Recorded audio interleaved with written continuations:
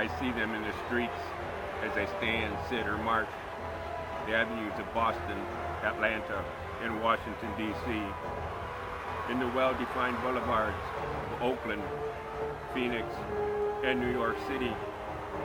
I watch as they stand a few at a time, or building into a movement of 100,000 strong, organizing not on one issue or being pigeon-holed into another, yet all standing strong as they chant along with a drum not beating for war. Standing strong so to be heard and no longer ignored. These are the voices of the young, the old, and the middle-aged citizen speaking their mind on any and all the issues enveloping our times. Issues that have been too frequently or too conveniently set aside, be it the entire array of social values evolving from decades of social action, or the slow plodding of political reform, be it the ever-increasing cost of receiving the necessary education, or the student loans that such instruction presents for years, even decades to come. I listen to them as they regale their thoughts and opinions about the myopic vision of the banker's interest or the blatant lack thereof, or yet another issue very confounding, that of the comfortable culture of corporate welfare dressed in the guise of governmental subsidies and legally defined tax loopholes.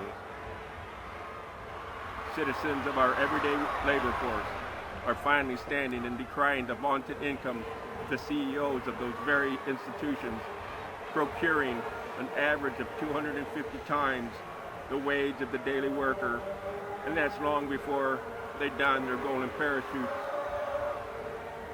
These peaceful warriors, these spiritual warriors, occupying the streets of our cities, marching for social justice, demanding that their thoughts are heard on the politically divisive issues of social and economic inequality. They stand in the streets, not being swayed by either rubber bullets or tear gas, much less the latest public reaction poll or any other politically motivated PR box score. I feel them as they sit quietly, alone, thinking of their loved ones, sipping on a hot cup of coffee at their kitchen tables or within the tranquil surroundings of their own living room. I sense their presence growing. As it is becoming ever so evident, there is yet to be another confrontation of will, a deep questioning on which course to take, and preparing for any possible peace on earth.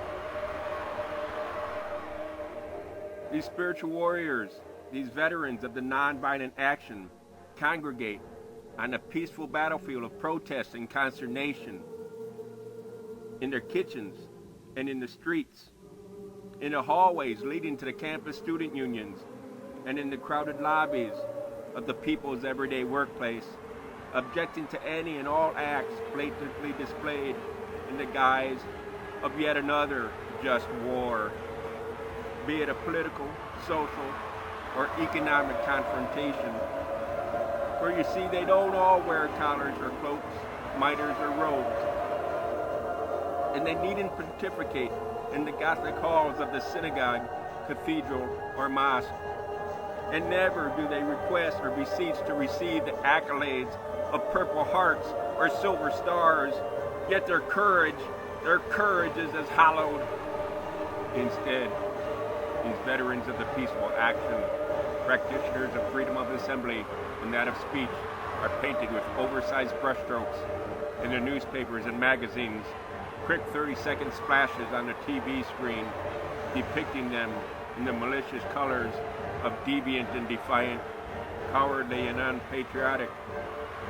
I see these same warriors in the streets of London, Athens, in Paris, in Moscow, Rome, and Damascus, hundreds and thousands strong, waving banners and singing songs.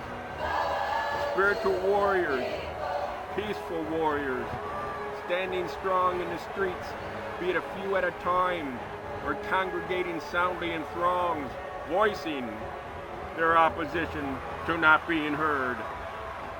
Spiritual warriors, peaceful warriors.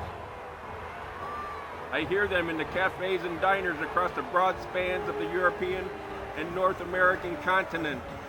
I sense them in the pubs and the eateries of Britain, Scotland, and the other nations interconnected within the Commonwealth community.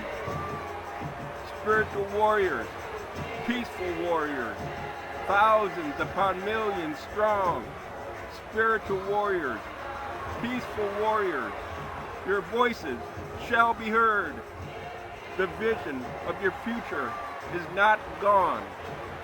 Spiritual warriors, peaceful warriors, stand strong. Stand strong.